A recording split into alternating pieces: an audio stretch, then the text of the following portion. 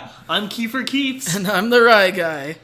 and you're here with the Games with Gold review with the Ottoman out. So this week there was Vanquish and there was Metal Gear Solid 5.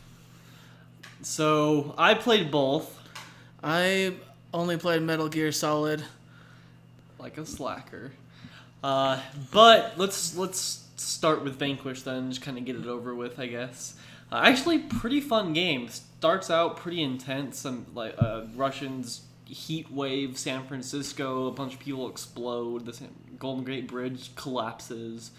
Again. Some pretty intense stuff. And then you're kind of in a mech suit, but it's more like fitted armor that gives you abilities. So kind of like Iron Man. Yeah, I'd say kind of like Iron Man, and except for you don't fly. Dang.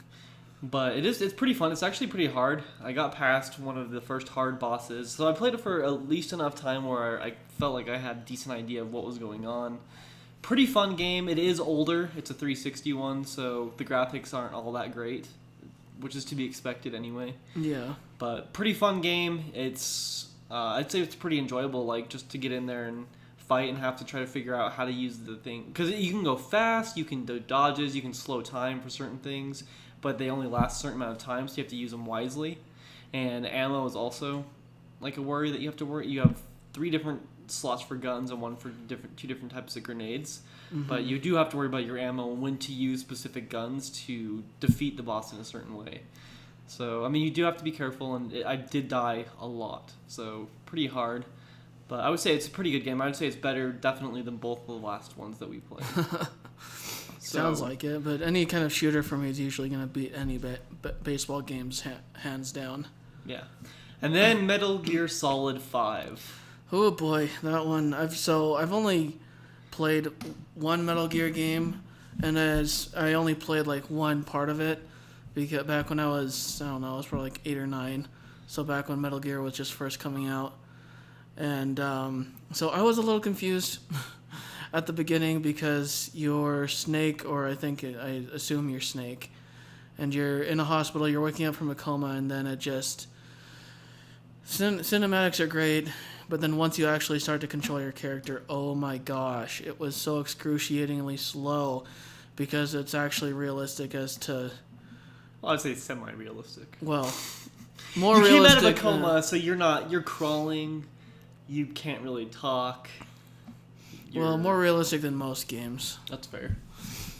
And it was, to be fair, Keefen did warn me going in that I should find something to do while it's happening, but I didn't, because it was pretty late and I didn't have anything else to do besides go to sleep anyway. So, but when I actually got into the action, it was way fun.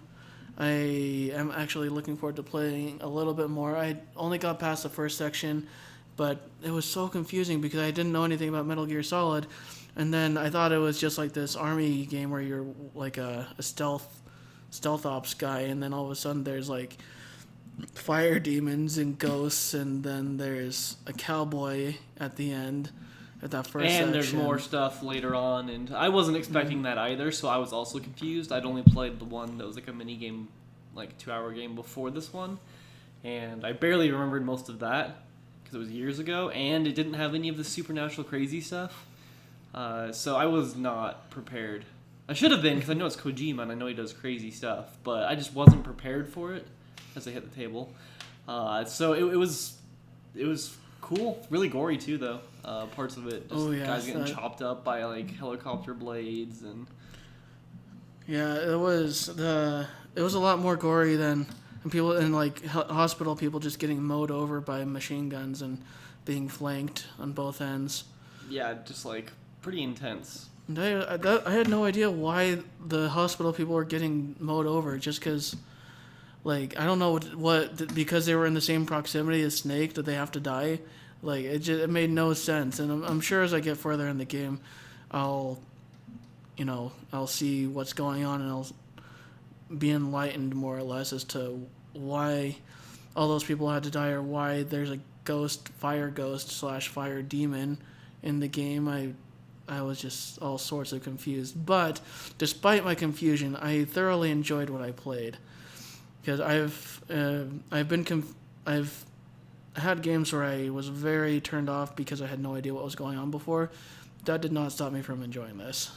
Yeah, it gets something interesting was how the transition goes from almost like a semi-linear corridor shooter with a little bit of horror elements to suddenly like an open world game.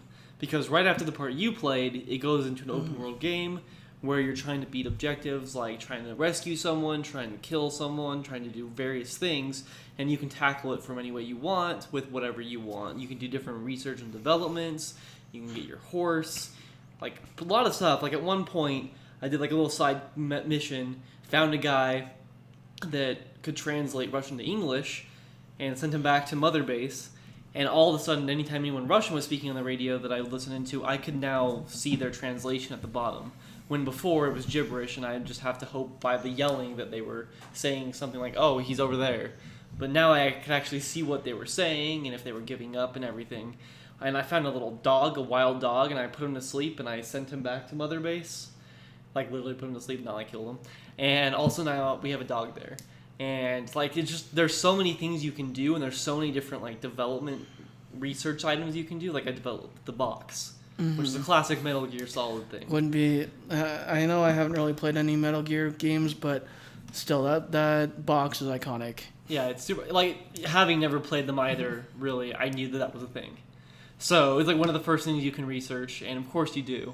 But like it's actually pretty insane, and I'm wondering when the story that we started at the beginning will continue, because it's had little like hints and glimpses of certain things and what you want specific people. And right now I'm just trying to rebuild what we once had, and I assume that once I'm built up strong enough, that's when we'll be able to tackle the main story again.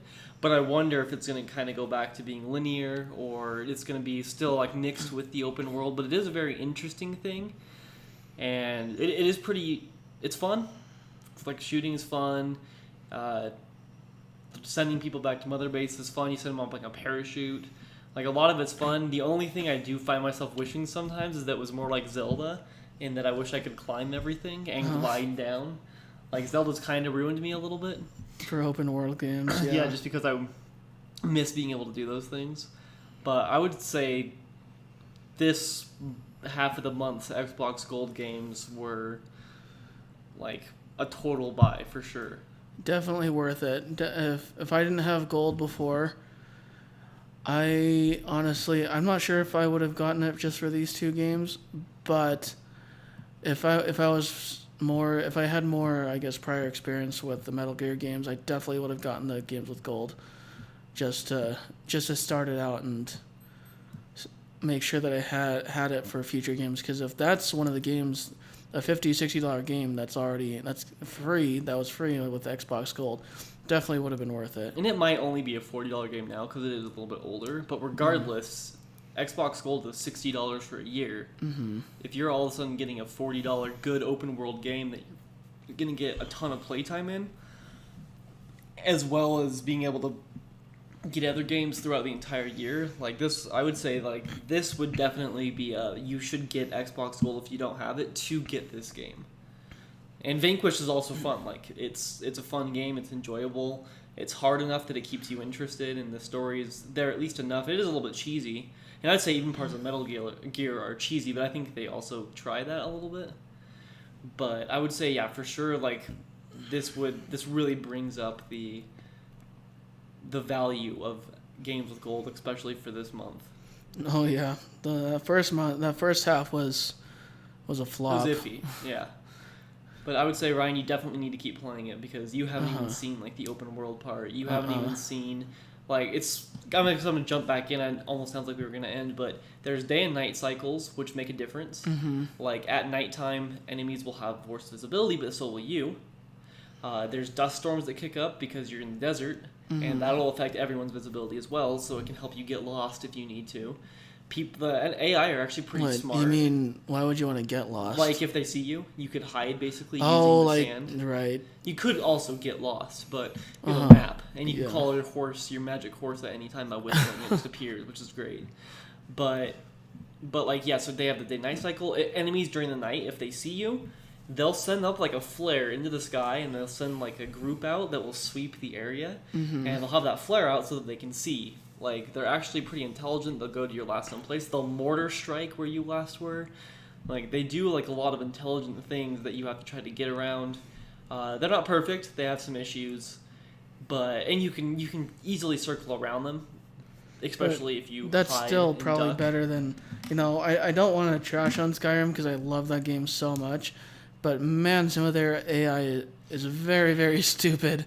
You can shoot someone in the head and then hide in a bush again, and they're like, oh, yeah, I guess whatever it was went away. Dude, you have an arrow in your head. That person did not go away. Yeah, and they'll keep searching, or if they do stop searching, they'll be on high alert. So, like, originally, if they think they see you, it'll put, like, a little white thing, or it even gives you a chance to react. But if you already have them in the alert status and they catch you, they'll just start firing immediately. Like, it's no longer I don't know what's there. I know that he was just here. It will immediately react because they already know that you were messing with them or killed people, and they'll just shoot right away. So they do react differently. And so that do is they pretty react cool. to finding dead bodies? Oh, yeah. Yeah, you don't want to leave them out in the open. Like, if you can, you want to grab them and throw them somewhere else so people can't find them. Yeah, because that's another thing in Skyrim. Because like they find the body, they're like, I'll find whoever did this, and they just go back and do whatever they were doing. Yeah, for real though. So, yeah, I would say I would put up the rating for this month to 9 out of 10. Yeah, that's a fair score, especially because of how fun I had just with the little time I played it. Yeah, and I'll keep playing it. Like, I'm going to keep playing Metal Gear. I don't know that I'll keep playing Vanquish. I might a little bit more, but for sure I'll keep playing Metal Gear. Yeah, I'm definitely going to keep on playing it too. So, yeah, I would say put this month of May of Xbox Gold at a buy. Oh, yeah, definitely. All right, well, I'm Keefer-Keefs. And this is the Rye Guy, signing out. Bye.